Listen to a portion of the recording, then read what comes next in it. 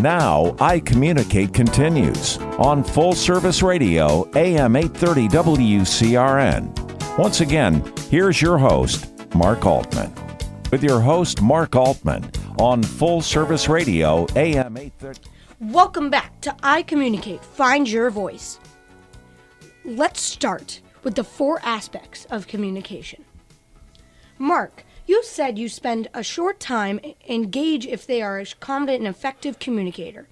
What character traits in a person do you especially look for? Well, Cole, I mentioned before the break the 4 aspects, but I want to get more specific, okay? I always like to start with body language because I think one of the things is when body language is taught to professionals, so much of it is around reading other people's body language, okay? So, for instance, Cole, let's have a conversation about this. So, if you see someone smiling, what do you assume about that person? That they're a happy person. Okay. And if you see someone frowning, what do you assume about that person? That they have gone through a sad experience or just a sad person. Okay. So, I think most people can read certain facial expressions and body language and make general assumptions. Where I try to focus on, Cole, to teach people about body language, I call it RIR. Read, interpret, and react. So what we just talked about was the reading aspect. The interpretation aspect is making sure you've interpreted it correctly. So for example, Cole, let's say you come home from school and you've got all this great news to share with me. And you say, Dad, you're never going to believe this. I got a great score on my test today and I made this new friend and so on and so forth. And I don't really show much expression in my face, right? So maybe I'm like, oh, that's nice, or that's good. And what would you take to that, Cole? You're sharing great news, and I'm just like, yeah, that's nice. What goes through your head in that moment? How are you interpreting my reaction? Well, I would interpret it as maybe you're just sad, or you're stressed out about something, or just you're not having a great day, or maybe you're zoned out and thinking about something else, and maybe you're just not focused on me in that point. So great answer, Cole, and really, again, a very mature answer. So your reaction, when you interpret it, you're assuming, wait, this isn't about me. It's not that he's mad at me or doesn't care. You're assuming it's maybe I'm stressed, maybe I had a bad day, maybe I'm distracted, which would be the answer. But why, Cole? Why in that moment when you interpret my reaction do you know that it's not that I don't care about you or your success, and you're actually smart enough to think, wait, this isn't about me. This is just probably about this other person. How do you know? Why would you think that? Well, I feel I have built an important skill of realizing when somebody's mad at me or they're just having a bad day or something's going on. So I can tell by their facial expressions, by their body language, and especially with you, Mark, I can tell if you're upset with me or you're upset with something else. So Cole, I think where I'm going with that, I think that's a great answer, but you and I have developed patterns of communication that you can actually tell through my process if I'm mad at you or if it's about me. And so that's what I mean. I've indicated certain patterns of behavior that you can make that difference. So now that's interpreting body language. Now let's look at professional. Now let's say I'm in a meeting with you. I'm presenting something to you. You're listening to me in my meeting at the office. And I look over at you in the meeting and you're yawning. As I'm making this big presentation, you're yawning. What are my choices on how I could interpret your body language of yawning? What could I conclude there?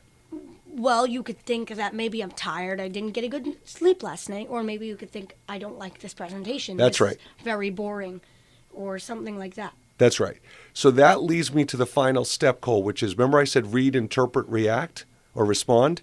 So if my interpretation is that you're bored and you don't like this presentation, right then and there it could affect my confidence and my ability to deliver the presentation because I'm already starting to think, I guess I'm not really doing a good job. Or I could say, you know what? No one else in the room is yawning. No one else in the room seems bored. Maybe it's just him or her who just didn't have a good night's sleep and is tired. So how I react to the interpretation could totally define my success from that point on. So to me, the hardest part of communication when it comes to body language is once you interpret someone's behavior, how do you then react internally and externally? So for me, if I saw someone yawn, especially if it was in a one-on-one conversation, I wouldn't automatically, I would assume something. I might make a joke to say, oh man, I didn't get a good night's sleep last night either. I totally feel you.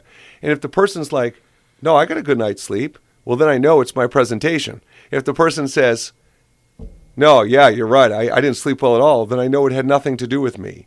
And so I think part of that respond is not carrying around the fear or the stress in your head of what you think the person is thinking, and actually communicate and have the conversation to get the clarity on what the person is actually thinking. Well, Mark, that's a great answer. Well, as quoted from elementary school, you got to read the room. Well said. Love it. What character traits do you take offensive in the business world or in the professional world that you could tell if somebody's not listening or if they're just being a jerk or something like that? Yeah, great question, Cole. I think that, one of the things with cell phones now we see a lot of times is in a business meeting or in a business presentation, people seem to be constantly checking their phones. Now, one of the things I do when I go into a meeting is I tend to take notes in a meeting on my phone a lot.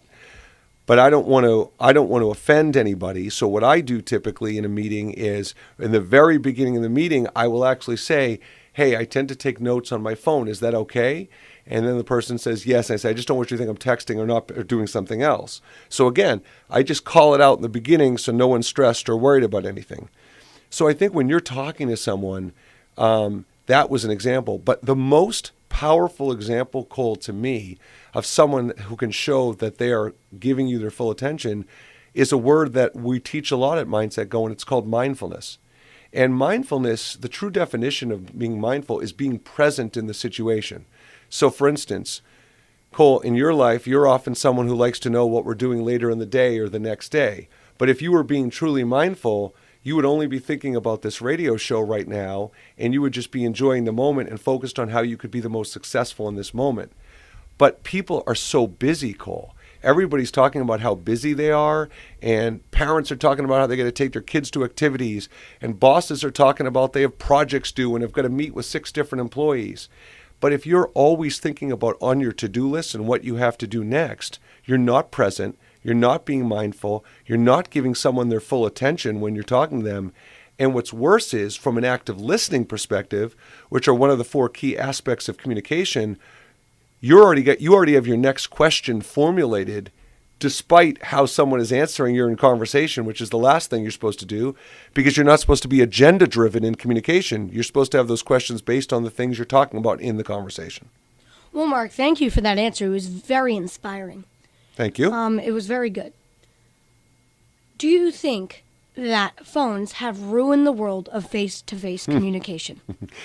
Well, ruin the world's really strong. I don't know if I would go with ruin the world. And of face-to-face communication. No, I think it's a great question, Cole. I think there's a couple of things here. Digital communication, phones are here to stay. You know, for those people out there who like how it's ruining the world and it's totally impacting, it is impacting. There's no question about it, but they're here to stay. So the question is, how do we get the best of both worlds? How do we capture and maximize digital technology and digital communication, but still not lose the power and spirit of face-to-face communication? And what I'm seeing, Cole, to your question is, one of the biggest side effects to digital communication and social media and cell phones and things like that is it is creating an absolute undue amount of stress and anxiety around communication. So when people are texting each other or emailing each other, you can't see the body language. You can't understand the tone of their voice. As a matter of fact, Cole, I often joke, I don't know if you've ever heard me say this, but I often joke that the reason why people use emojis and LOLs is because you're so unsure of how the message is going to be received. You have to stick in the emoji and the LOL at the end. The person knows you're just joking or it was just funny or whatever. Well, if it was face-to-face communication, there is no emoji or LOL because you're just seeing the reaction on the person's face. So I think, yes, they've had a dramatic, cell phones have had a dramatic impact on not only face-to-face communication, but people's wanting to have face-to-face communication. For instance, I think a lot of 20-somethings and even teenagers hate talking on the phone, have lost the skill to not only want to talk on the phone, but don't even know phone etiquette and how to talk on the phone. And that's not their fault. It's just the nature of where things are at in communication and business-wise. So, Mark, is what you're saying is that Well, phones are here to stay, so we might as well make the most of it. It is. And in our final segment today, Cole, we can expand on that because it's a great topic. What I am saying is just really to find the balance in face-to-face communication, phone communication, even virtual communication, with the balance of social media and texting. Well, that's a great answer, Mark. I'm here with Mark Altman, president of Mindset Go, and I'm your host, Cole Altman, and we will be back right after the break.